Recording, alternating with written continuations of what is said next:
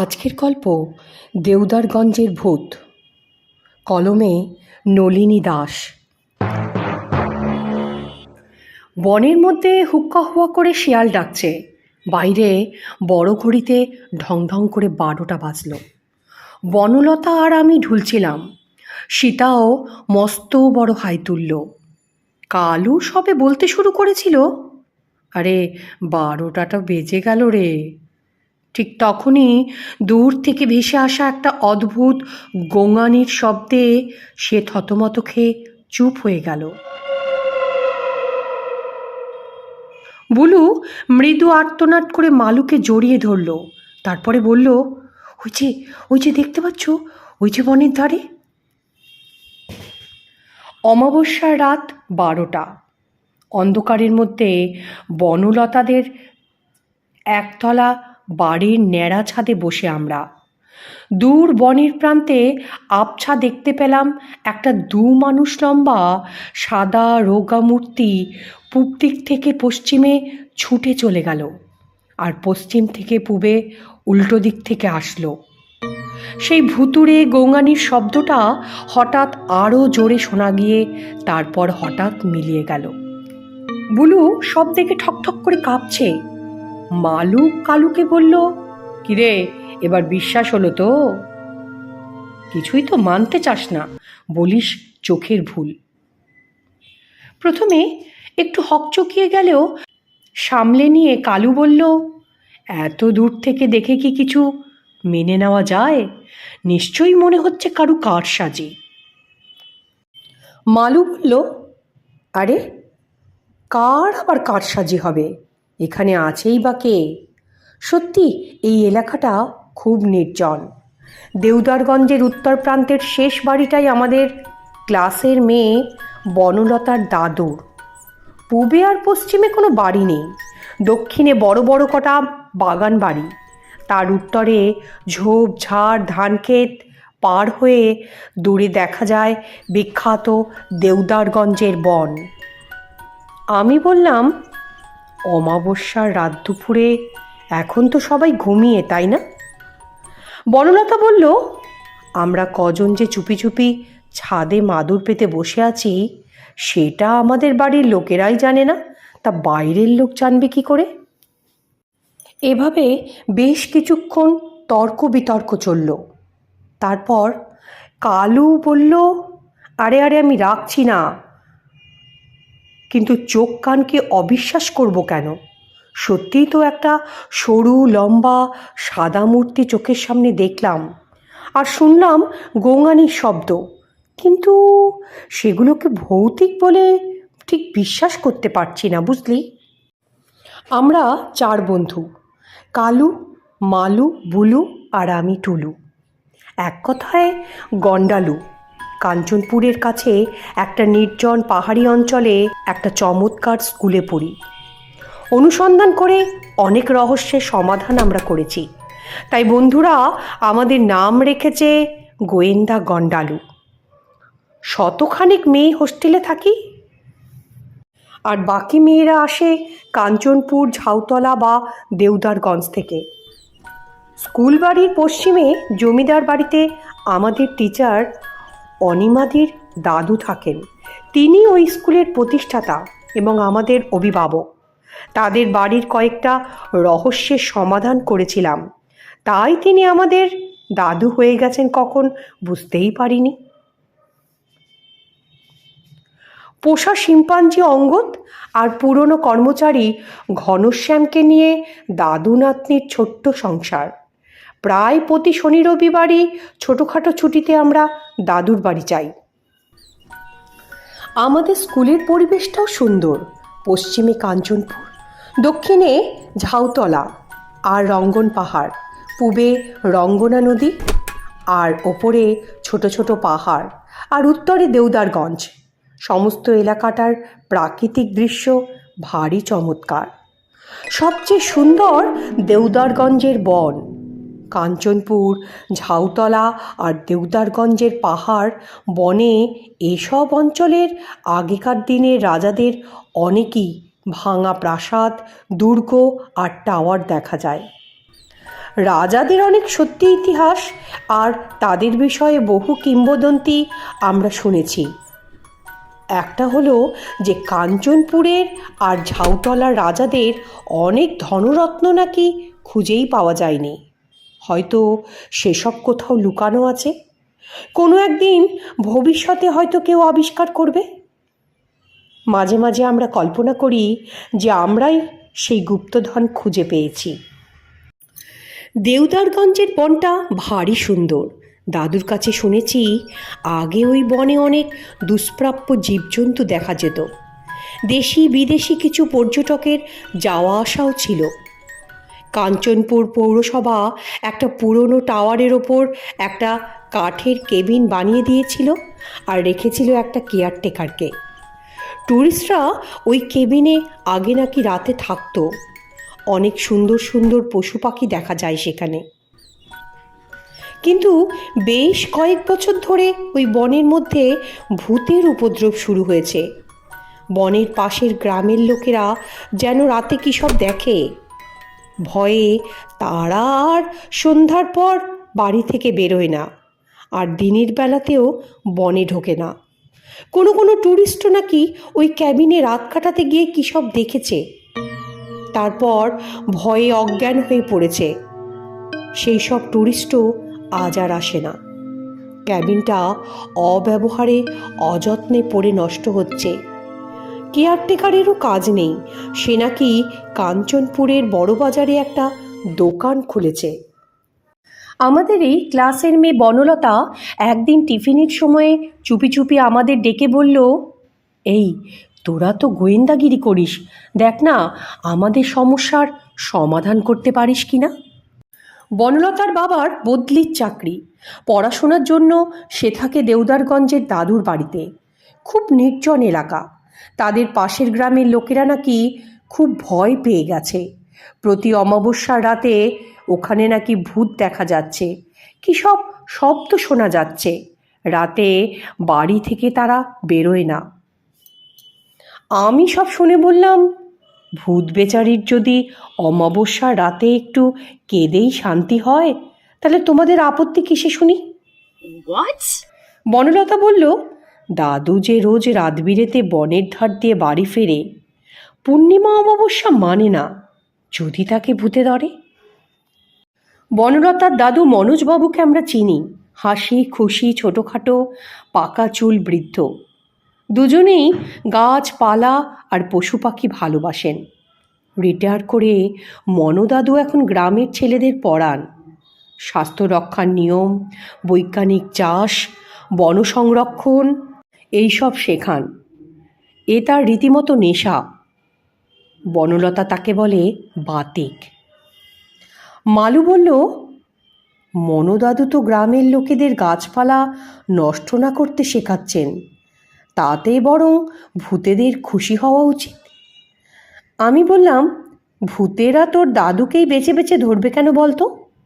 আর তো কেউ রাতে বনের কাছে যায় না রে, সেজন্য বললাম। সীতা এসে আমাদের আলোচনায় যোগ দিয়ে বলল, আগামী শনিবার অমাবস্যা, দাদুর অনুমতি নিয়ে চল না সবাই মিলে বনলতাদের বাড়ি যাই।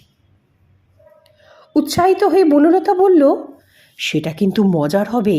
চুপি চুপি ছাদে বসে মাঝরাতে ভূত দেখার চেষ্টা করব। বুলু অবশ্য আপত্তি করেছিল, কিন্তু আমাদের এতজনের উৎসাহে সে আর ধোপে টেকেনি। এর পরের ঘটনা আগেই আলোচিত হয়েছে। আমাদের রহস্যের সমাধান কিন্তু হয়নি।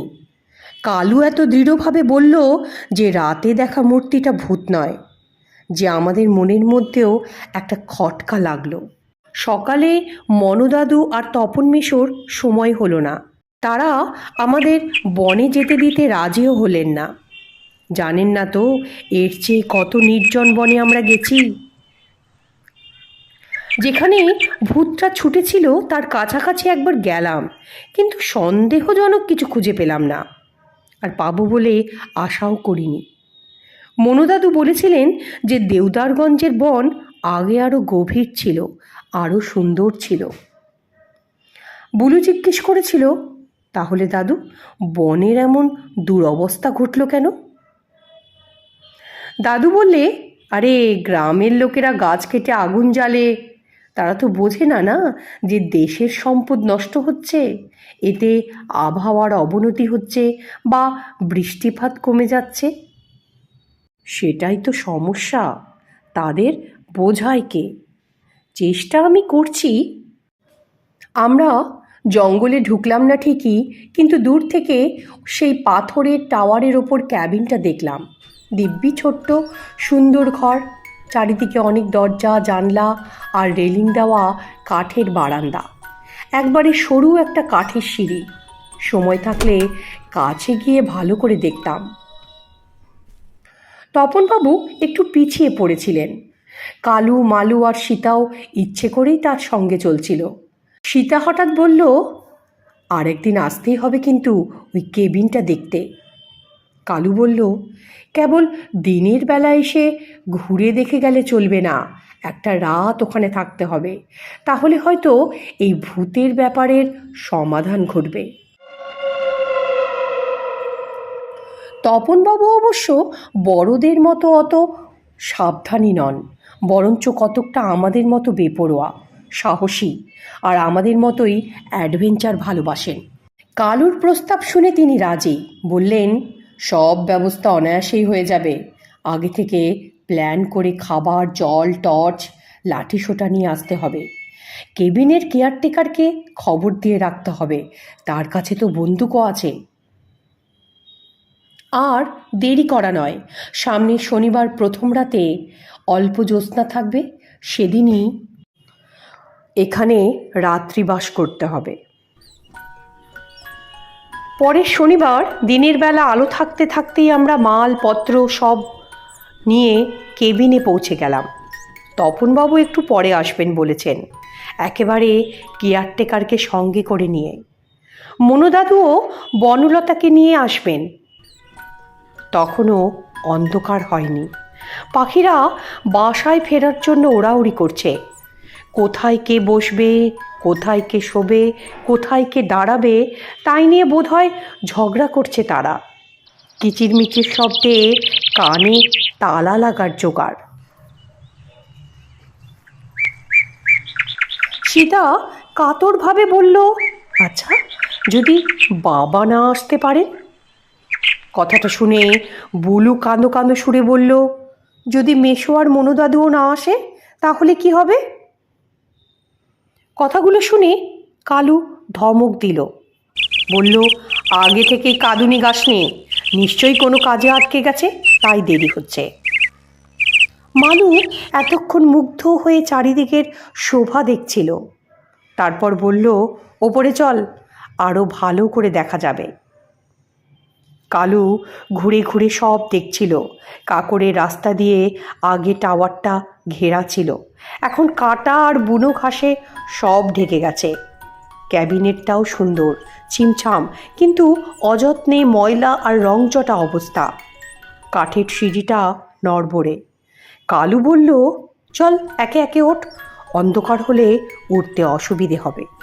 কেবিনে উঠে দরজা খুলতেই হঠাৎ নাকিসুরের আওয়াজ পাওয়া গেল, পালিয়ে যা, পালিয়ে যা, বাঁচতে চাস তো পালা, তোরা পালা। বুলু আর্তনাদ করে পিছিয়ে এসে ধপ করে বারান্দায় পড়ে গেল। সীতা তাকে শক্ত হাতে ধরল। আমি বললাম, কে যেন নাকিস্বরে আমাদের পালিয়ে যেতে বলছে, বুঝলি? কালু বলল, ভাগ, কি শুনেছিস? সত্যি কে যেন খনা সুরে কথা বলল জানিস? বুলু কাঁদতে কাঁদতে বলছিল। সীতা বলল, এই মাথা ঠান্ডা কর, এই অন্ধকারে কোথায় পালাবো শুনি? তাছাড়া বাবা তো এখনই আসবেন।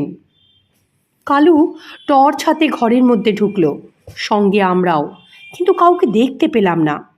ছোট আটকোনা ঘর, চারিদিকে চারটে দরজা, ফাঁকে ফাঁকে চারটে জানলা, জানলার তলায় সুন্দর বসবার সিট।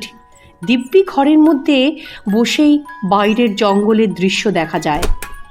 ঘরে বা বারান্দায় কাউকে দেখা গেল না। বাইরে অন্ধকার হয়ে গেছে। দরজা খুলে মালু বারান্দায় বেরোলো। কালু বাইরের গাছে টর্চ ফেলল। হঠাৎ আবার সেই বিশ্রী আওয়াজটা আমরা শুনলাম, আমাদেরকে পালিয়ে যেতে বলছে। বুলু বলল, কেন যে মরতে এখানে এলাম? সীতা বলল, অত ভয় পাস নে, এই জঙ্গলে কোনো গাছে কেউ লুকিয়ে থেকে আমাদের ভয় দেখাতেই পারে। পর আর কোনো শব্দ শোনা গেল না। আমরা সব বোঝা মাটিতে নামিয়ে হাত পা মেলে আরাম করে বসলাম। একটু পরেই মস্ত একটা টর্চ জেলে লাঠি হাতে সীতার বাবা আসলো। আমরা সাহস পেলাম। তিনি কেয়ারটেকারের দেখা পাননি, তার ঘরে তালা ঝুলছে, তাই অনেকক্ষণ তিনি অপেক্ষা করেছিলেন, সেজন্যই তার দেরি। সীতা বলল, আচ্ছা বনলতা এলো না কেন? আর মনদাদুই বা কোথায়? তপন মেশো বললে, মনদাদু নাকি এখনো বাড়ি ফেরেনি, সেজন্য বনলতাও আসতে পারল না। খবরটা শুনে আমরা হতাশ হলাম। এরকম ভৌতিক পরিবেশে যত বেশি লোক থাকে ততই ভালো। তাছাড়া মনদাদু চমৎকার গল্প বলতে পারেন, আমরা সবাই ওকে খুব ভালোবাসি। তপন মেশো আসার পর তাকে সব কথা বললাম, কিন্তু সেই আওয়াজটা আর পাওয়া গেল না। তারপর বলল, আচ্ছা তোমরা কি সারা রাত তর্ক করবে না কিছু খাবে আর ঘুমোবে? শুনেই আমাদের মনে পড়ে গেল যে অনেক ভালো ভালো খাবার আছে আমাদের সাথে। তপন মেশো একটা লণ্ঠন জেলে ঘরের মাঝখানে রাখলো। প্লাস্টিকের প্লেটে আমরা খাবার সাজিয়ে ফেললাম।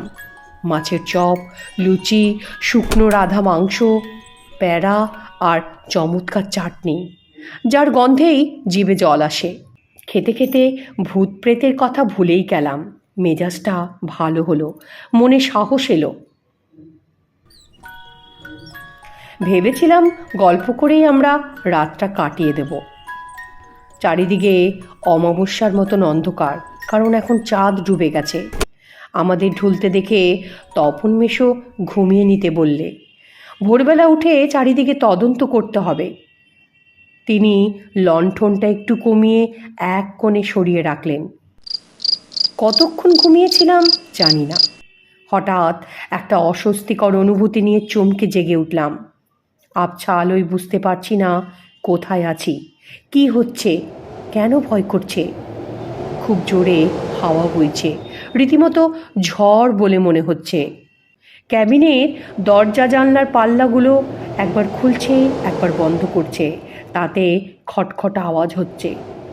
আর সঙ্গে সঙ্গেই শোনা যাচ্ছে সেই অদ্ভুত অশরীরী শব্দ। না, এবার আর কোনো সন্দেহ নেই। আমরা সবাই শুনতে পেলাম একটা নাকি সুরের শাসানি। কেউ আমাদেরকে পালিয়ে যেতে বলছে, তাহলে নাকি আমরা বাঁচব, না হলে আমরা নাকি বাঁচব না। ভয়ে বুলু ঠকঠক করে কাঁপছে। সীতা আর মালুর মুখও শুকনো, এমনকি কালু আর তপন মেশো রীতিমতো চিন্তিত। প্রথমে কালু লণ্ঠনের শিখাটা বাড়িয়ে দিল। ঝোড়ো হাওয়াটা কমে গেল, ভুতুরে শব্দটাও হঠাৎ থেমে গেল। কিন্তু রহস্য যেন আরও বেড়ে গেল। এই শেষ রাতে ঝড়ের মধ্যে গাছের পাতার আড়ালে বসে কে আমাদের ভয় দেখানোর চেষ্টা করবে, এই কথাটাই ঠিক বিশ্বাসযোগ্য হলো না। ঘড়িতে দেখলাম রাত 2টো, চারিদিক অন্ধকার। হঠাৎ ঝড় উঠেছিল, তেমনি হঠাৎই থেমে গেল। আমরাও যেমন হঠাৎ ভয় পেয়ে জেগে উঠেছিলাম, তেমনি আবার ঘুমিয়ে পড়লাম। কিন্তু বেলা অবধি ঘুমোতে পারলাম না। হঠাৎ ঘুম ভেঙে গেল। কত যে নাম না জানা পাখির ডাক শুনলাম, বলতে পারবো না, কিন্তু মনটা বেশ ভালো হয়ে গেল। ভয় ভয় ভাবটা সবারই কেটে গেল। আমরা সকলে কেবিন থেকে বেরিয়ে এলাম। চারিদিকে কৌতূহলী দৃষ্টি দিয়ে তন্ন তন্ন করে খুঁজেও কোনো সূত্র পেলাম না। অগত্যা কৌতূহল চেপে রেখে বাড়ির দিকে রওনা হলাম। আমরা সকলে বনলতাদের বাড়ি গেলাম। দেখলাম দাদু তখনও ফেরেননি। তাই জন্য দিদা আর বনলতা দুশ্চিন্তায় সারা রাত ঘুমোতে পারেনি। আমরা বনলতাকে কোনো সাহায্য করতে পারলাম না। মনুদাদু বলেছিলেন আমাদের নিয়ে বনের মধ্যে ঘুরবেন, কিন্তু তারই দেখা নাই। ভারাক্রান্ত মনে আমরা বাড়ি ফিরলাম। বাড়ি ফেরার পথে খাদা আর বোচা নামে দুই সাকরেদের সঙ্গে দেখা। তারা মনুদাদুর ছাত্র। তারাও বিশ্বাস করে না যে ওটা ভূতের উপদ্রব। তারা বলে দাদু নাকি তাদের বলেছে যে ওগুলো দুষ্ট লোকের কারসাজি।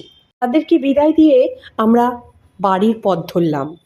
বাড়ি ফিরে অনিমাদির কাছে এক চোট বকুনি খেলাম, কারণ পড়াশোনা বন্ধ করে আমরা পরপর 2 শনিবার বাইরে কাটিয়েছি। মালু মিষ্টি হেসে বলল, জানো, এরপরে আমরা এত মন দিয়ে পড়ব যে সব গাফিলতি মুছে যাবে। আজকে একটু বিশ্রাম করি। দাদু বললে, তোদের চেহারা তো সব ভূতের মতন রে, আগে হাত মুখ ধুয়ে পরিষ্কার হ। সকাল সকাল স্নান খাওয়া সারা হয়ে গেল। দাদুর সঙ্গে কিছুক্ষণ গল্প করলাম, আর দাদুও আমাদের দেউদারগঞ্জের কিংবদন্তির কথা, ভূতের গল্প, গুপ্তধনের গল্প, এ সমস্ত অনেক কিছু শোনালো। পর দুপুরে দাদু বিশ্রামে গেলেন। আমরা 4 জন ঢুকলাম লাইব্রেরিতে। লাইব্রেরির ঘরের মধ্যে কালু শুধু পায়চারি করছে আর বলছে, ভূত মানি না, কিন্তু রহস্যটা কি সেটাও তো বুঝতে পারছি না। বিরক্ত লাগছে, বুঝলি, বিরক্ত। আমি বললাম, আরে থাম তো, তোরা একটু বেশি উত্তেজিত। চল একটু বাগানে বেড়াই, খোলা হাওয়ায় মাথা ঠান্ডা হবে। দাদুর পোষা শিম্পাঞ্জির সঙ্গে অনেক দিনই ঘোরাফেরা হয় না, তাই তার মনটা খারাপ। শনি রবিতে যখন দাদুর বাড়ি আসি তখন ওকে অনেক আদর করি। প্রায় বিকেলে ওকে নিয়ে ঘুরতে চাই, কিন্তু পরপর 2 শনিবার ওকে ফেলে রেখেই আমরা দেউদারগঞ্জে গেছি। আবার ফিরে এসেও ওর সাথে খুব একটা যোগাযোগ হয়নি। আমাদের আসতে দেখে অঙ্গদ বোধহয় ভেবেছিল ওকে নিয়ে আমরা বেড়াতে যাব, তার জন্যই কিচমিচ হুপ হাপ লাফালাফি শুরু করে দিল। আমি বললাম, দেখ দেখ অঙ্গদের অবস্থা দেখ। মালু বলল, সত্যি বেচারি এত আশা করে আছে, চল না একটু ঘুরে আসি। আমরা তাড়াতাড়ি ফিরব বলে অনিমাদির কাছে অনুমতি নিলাম। তারপর সামনের রাস্তা দিয়ে ধীরে সুস্থে কাঞ্চনপুরের দিকে হাঁটতে লাগলাম। সেই সময়ে আমাদের চেনা ট্যাক্সি ড্রাইভার গোবিন্দ সিং খালি গাড়ি নিয়ে সেই দিকেই যাচ্ছিল। গাড়ি থামিয়ে বলল, দিদিজি, তোমরা কোথায় যাবে? আমি দেউদারগঞ্জ যাচ্ছি, ওই দিকে যাবেন তো চলুন। এক মুহূর্তে কালু প্ল্যান করে ফেলল, বলল, চল দিনের বেলায় বনের ধারটা একটু ঘুরে আসি। আমি বললাম, না না, অমন ঝুঁকি নিস না। কিন্তু ততক্ষণে কালু দরজা খুলে গাড়ির ভেতর ঢুকে পড়েছে আর বলেছে, তুই যাবি না তো থাক, আমরা ঘুরে আসি। বুলু যতই ভয় পাক, তা বলে একলা পড়ে থাকতে সে রাজি নয়। মুখ হাড়ি করে সেও চলল আমাদের সঙ্গে। গোবিন্দ সিং অঙ্গদকে চেনে আর ভালোবাসে। আমাদের 5 জনকে নিয়ে সে ঝড়ের বেগে ট্যাক্সি চালিয়ে একবারে দেউদারগঞ্জের বনের ধারে পৌঁছে দিল। তারপর বলল, আমার এখানে ঘন্টা 2-এর কাজ, তোমরা একটু ঘোরাঘুরি করো, ফেরার পথে তোমাদেরকে নিয়ে যাব। বনের এই দিকটায় গাছপালা খুব ঘন। অল্পক্ষণের মধ্যেই আমরা গভীর জঙ্গলে ঢুকে পড়লাম। সামনেই নরম মাটিতে আমরা হাতির পায়ের দাগ দেখলাম। তারপর মনে মনে ভাবলাম, শুনেছি এই বনে বাঘ ভাল্লুক নেই, কিন্তু বুনো হাতি তো বাঘের চেয়েও ভয়ানক। অবশ্য এই এলাকায় হাতির উপদ্রবের কথা কোনোদিনও শুনিনি, কিন্তু যদি সম্প্রতি এসে থাকে, এটাই ভাবছিলাম। দেখলাম কালুর মুখ পর্যন্ত শুকিয়ে গেছে। বলল, এই সাবধানে চল, জোরে কথা বলিস না আর শব্দ করিস না। আতঙ্কে আমরা সবাই ফিসফিস করে কথা বলছি আর সামনে এগোচ্ছি। আমাদের সঙ্গে যে অঙ্গদ আছে, সে হাঁটতে ভালোবাসে না, সে এ গাছ ও গাছ লাফিয়ে বেড়াচ্ছে। আমরা যখন অ্যাডভেঞ্চার করতে বেরোই প্রত্যেকের হাতেই বড় বড় লাঠি থাকে, আর কালুর থাকে একটা ছোরা। আজ আমরা বিনা প্রস্তুতিতেই চলে এসেছি, সঙ্গে একটা লাঠি অবধি নেই। তাই নিজেদেরকে একটু অসহায় লাগছিল। বনের মধ্যে আমাদের দেখা হলো খাদা আর বোচার সঙ্গে। তারা তো অঙ্গদকে দেখে ভয়ে একবারে অস্থির, একবারে জুবুথুবু অবস্থা তাদের। আমরা সবাই একচোট হাসলাম। দেখলাম বাইরের দিকের বনে গাছ কাটার চিহ্ন না থাকলেও গভীর জঙ্গলের মধ্যে বেশ কয়েকটা বড় বড় গাছ সম্প্রতি কাটা হয়েছে বোঝা যাচ্ছে। খাদা বলল, আমরা কিন্তু বনে ঢুকি না, কিন্তু আজ দেখছি কে যেন গাছ কেটেছে। সে বলল, এটা নিশ্চয়ই কালা শেখের কাজ। তার প্রাণে তো ভয় ডর নেই, তাকেই যে সবাই ডরায়। মালু বলল, কালা শেখ কে? খাদা বলল, লোকটাকে ঠিকভাবে চিনি না, তবে রঙ্গনা নদীর ধারে গ্রাম থেকে অনেক দূরে নির্জন জায়গায় তার একটা খড়ের গুদাম আছে। বড় বড় ট্রাকে করে সে শহরে খড় চালান দেয়। বেজায় বড় লোক, তার দুটো হাতি পোষা আছে।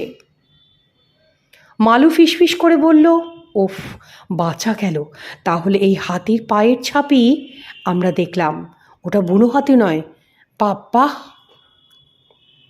বেলা পড়ে আসছে, পাখিদের বাড়ি যাওয়ার শব্দ শুনতে পাচ্ছি। চারিদিকে শুধু কিচির মিচির শব্দ। বুলু তাড়া দিচ্ছে, গোবিন্দ সিং ট্যাক্সি নিয়ে এসে দাঁড়িয়ে থাকবে। কিন্তু বনের পথে কি তাড়াতাড়ি চলা যায়? বেরোতে গিয়ে আমরা মনে হচ্ছে যেন আরও গভীর বনে ঢুকে পড়ছি। কালু চলতে চলতে শুধু খাদা আর বোচাকে জেরা করছে।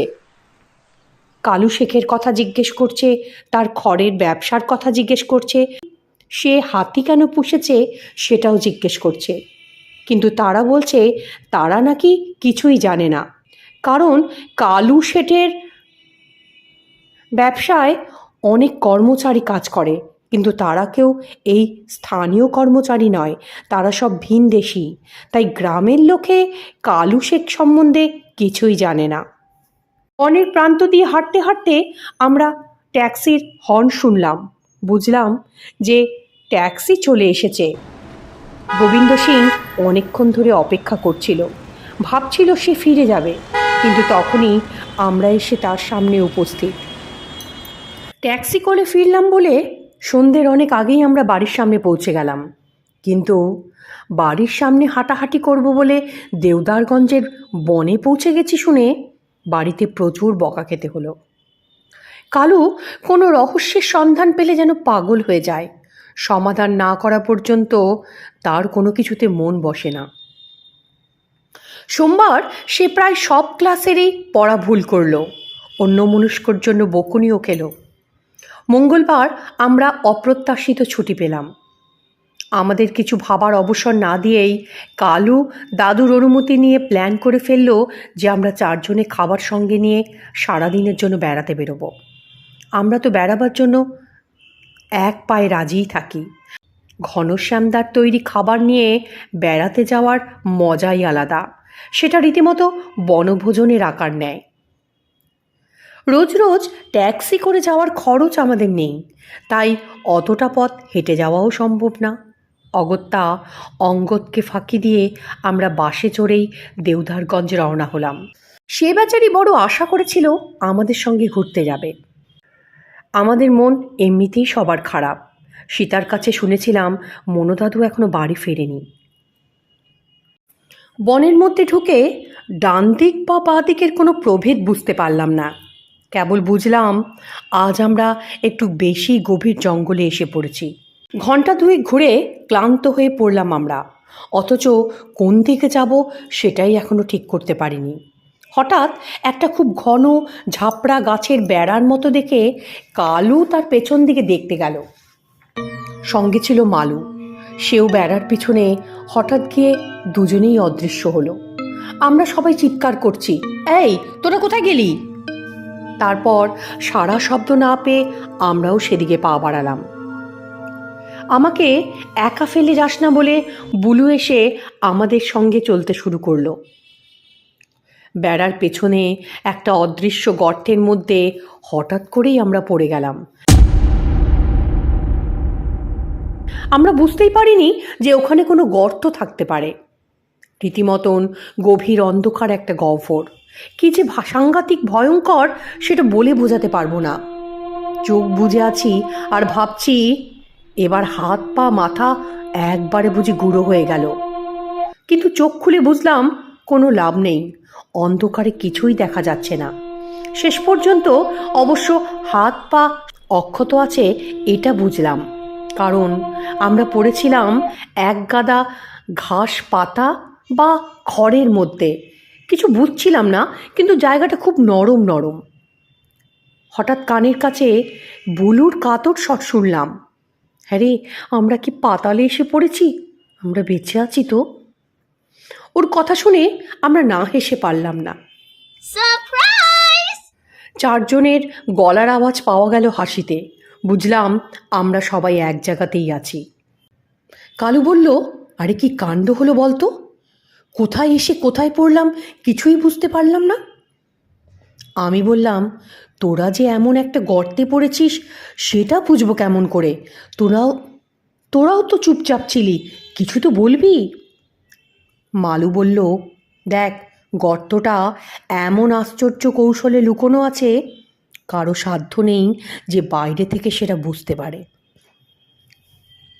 টর্চ জেলে ততক্ষণে আমরা ভালো করে জায়গাটা দেখছি। এটা সাধারণত কোনো গর্ত নয়। লক্ষ্য করে দেখলাম মনে হচ্ছে এটা কোনো কুয়োর অংশ। জায়গাটা কুয়োর মতো। তিন দিকে খাড়া পাথরের দেওয়াল, আর একদিকে খাড়া খড়ের গাদা, তাও দেওয়ালের মতো উঠে গেছে ছাদ পর্যন্ত। লক্ষ্য করে দেখলাম যে ওই পাথরের দেওয়াল আধুনিক কালের নয়। এই রকম পাথরই কাঞ্চনপুরে রাজাদের কেল্লায়, প্রাসাদে, টাওয়ারে ব্যবহার করা হয়েছে। নিশ্চয়ই এই গভীর চৌকো কুয়োটাও রাজাদের আমলের। মালু উল্লসিত হয়ে বলে উঠল, নিশ্চয়ই এই কুয়োর মধ্যে কাঞ্চনপুরের ধনরত্ন লুকোনো আছে, বুঝলি? আমরা এবার ধনরত্ন উদ্ধার করব। কিন্তু কালু বলল, আরে অত আনন্দ পাস না। এই কুয়োটা সেই রাজাদের আমলের হতে পারে, আবার নাও হতে পারে, কিন্তু এর মধ্যে গাদা করে রাখা এই খড় অতি সম্প্রতি, আর মুখটাও সম্প্রতি লতা পাতা দিয়ে কৌশলে গোপন করে ঢাকা আছে। কে করেছে জানি না, তবে যারাই করেছে তারা কি গুপ্তধনটা এখনো এখানেই রেখে দিয়েছে? তারা কি গুপ্তধন সরিয়ে ফেলেনি, এখনো এখানেই রেখে দিয়েছে? বেশ কিছুক্ষণ সবাই গুম হয়ে রইল, কিন্তু কিছু করার নাই দেখেও সবাই একটু চিন্তিত। কালু খানিকটা বিরক্ত গলায় বলল, হ্যাঁ রে, তোদের কি খিদে চিদে কিছু পাইনি? বার কর না। আমি বললাম, দাঁড়া আগে দেখি খাবারগুলো ঠিকঠাক আছে নাকি সব পড়ে হারিয়ে গেল। আমরা চারিদিকে হাতড়ে ব্যাগপত্র সব পেলাম। ব্যাগের মধ্যেই আমাদের খাবার ছিল। বুলু প্লেট সাজালো। মাংসের কাটলেট, লুচি, আলুর দম আমরা সবাই ভাগ করে খেলাম। সঙ্গে ছিল ক্ষীরের বরফি আর আমের আচার। বিপদের কথা ভুলে আমরা খেতে শুরু করলাম। সঙ্গে সঙ্গে হাসি তামাশাও চলল। খানিকটা মনের অস্থিরতা ঠান্ডা হলো। তারপর ফ্লাক্স থেকে কফি ঢেলে খাচ্ছিলাম আমরা। হঠাৎ একটা গোঙানির শব্দ কানে আসলো। বুলু ভয়ে চিৎকার করে উঠল। কালু বলল, চুপ কর, আগে দেখি কি। তারপর আবার পেলাম সেই শব্দ। চারিদিকে পড়ে থাকা খড়গুলো হঠাৎ কালু উঠে টানাটানি শুরু করলো। দেখা গেল একদম দেয়ালের ধারে প্রায় খড় চাপা অবস্থায় পড়ে আছে আমাদের মনা দাদু। অতি সন্তর্পণে কাছে গিয়ে টর্চের আলো ফেললাম। দেখলাম একটা মৃদু গোঙানির আওয়াজ বেরোচ্ছে তার মুখ থেকে, আর একটা চাপা নিঃশ্বাস। আমরা বুঝলাম তিনি বেঁচে আছেন। তারপর ভালো করে তাকে ধরাধরি করে মধ্যেখানে নিয়ে আসলাম। সাময়িক প্রাথমিক চিকিৎসা করার চেষ্টা করলাম। তারপর একটু গ্লুকোজ জল খাওয়ালাম। তাকে ধরে উঠে বসানোর চেষ্টা করলাম। বুলু এসে তাকে গরম কফি দিল। কফি খেয়ে দাদু একটু চাঙ্গা মনে হলো। তারপর সে বলল, পাটা আমার মোচকেছে। আর কোনো আঘাত লাগেনি, খড়ের মধ্যে পড়েছি তো, কিন্তু ভিতরে ঢুকে যাচ্ছিলাম ক্রমশ। দাদুকে ব্যথার ওষুধ খাওয়ালাম আর একটু সেবা যত্ন করে তাকে চাঙ্গা করে তুললাম। আমরা অনেক অ্যাডভেঞ্চার করি, কতবার যে কত রকম বিপদে পড়েছি, কিন্তু আজকের মতন এরকম সাংঘাতিক বিপজ্জনক পরিস্থিতিতে কখনো পড়িনি। আমরা যে এখানে আছি কেউ জানে না, সুতরাং কেউ আমাদের খোঁজ করতেও আসবে না। গহ্বরের এই দিকটা কতকটা আমরা যে অংশে পড়েছি তারই মতো, কেবল চতুর্দিকের দেওয়ালের পাথরের বদলে গাছের গুঁড়ি দিয়ে ঠাসা, পরপর সাজানো মোটা মোটা গুঁড়িগুলো ছাদ পর্যন্ত উঠে গেছে। ডান দিকে কালু অবশ্য গুঁড়ি বেয়ে ওঠার অনেক চেষ্টা করেছে, কিন্তু পারেনি। মালু জিজ্ঞেস করলো, হ্যাঁ রে, এখানে এত গাছের গুঁড়ি কোথা থেকে এলো বলতো? এ যে রীতিমতো ভুতুড়ে কারবার। মনু দাদু মৃদু স্বরে বলল, ভূত প্রেত না দিদি, সাংঘাতিক এক শয়তানের কারবার। কালু রেগে বলল, তাহলে আমি ঠিকই সন্দেহ করেছিলাম, ভূত ঠুত কিছু নয়, সব সাজানো ব্যাপার।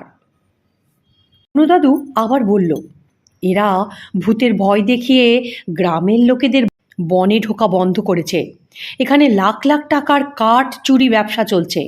এই বনের ঠিক মাঝখানে অনেক সেগুন গাছ ছিল, এখন তার অর্ধেক প্রায় লোপাট। আমি বললাম, বনের মধ্যে কাটা গাছের গুঁড়ি লক্ষ্য করেছিলাম বটে, তবে সেগুলোই বুঝি এখানে গাদা করে রাখা আছে। মালু বলল, হাতির সাহায্যে এগুলোকে টেনে তোলা হয়, তাই বনের মধ্যে আমরা হাতির পায়ের ছাপ দেখেছি। বুলু বলেছিল, আচ্ছা দাদু, তোমরা ওদেরকে এতদিন ধরিয়ে দাওনি কেন? দাদু বললে, অনেক দিন ধরেই সন্দেহ করেছি দিদি, কিন্তু প্রত্যক্ষ কোনো প্রমাণ হাতে পাইনি। এরা সব দেশের শত্রু আর মানুষের শত্রু। আমরা এমনভাবে আলোচনা করছিলাম, আমরা ভুলে গিয়েছিলাম যে আমরা বিপদে পড়েছি। তারপর হঠাৎ করেই কচরমচর শব্দ শুনে মালু সোল্লাসে বলল, নিশ্চয়ই আমাদের কেউ উদ্ধার করতে এসেছে, বুঝেছিস? বুলু ভয়ে ভয়ে বললে, থাম তো, আবার কালাশেখ আসেনি তো গুন্ডাদের নিয়ে? হঠাৎ করেই ডালপালা সরানোর আওয়াজ পেলাম আর অঙ্গদের হুপ হাপ আওয়াজ শুনলাম। মালু আদর করে অঙ্গদকে ডাকলো, সঙ্গে সঙ্গেই তার আওয়াজ বেড়ে গেল। বেড়ার এক পাশটা ফাঁক হলো, ভেতরে আলো আসলো। এবার একটা দড়ি নিয়ে ঝুপ করে নিচে নামলো অঙ্গদ। কালু দড়ির সঙ্গে তার দড়ির মইয়ের একটা প্রান্ত বেঁধে দিল। কে যেন দড়িটা টেনে তুলে শক্ত করেও কোথায় বাঁধল। তারপরে একে একে মই বেয়ে আমরা খুব সহজে বেরিয়ে আসলাম। এমনকি কালুর সামান্য সাহায্য নিয়ে মনু দাদুও উঠতে পারল। দাদুকে পেয়ে খাদার বোচার যে কি আনন্দ! দিনের আলোয় খোলা বাতাসে বেরিয়ে প্রাণ ভরে আমরা নিঃশ্বাস নিলাম। অবাক হয়ে প্রশ্ন করলাম, আমাদের খবর তোমরা পেলে কি করে? তখনই সামনে এগিয়ে এলো গোবিন্দ সিং।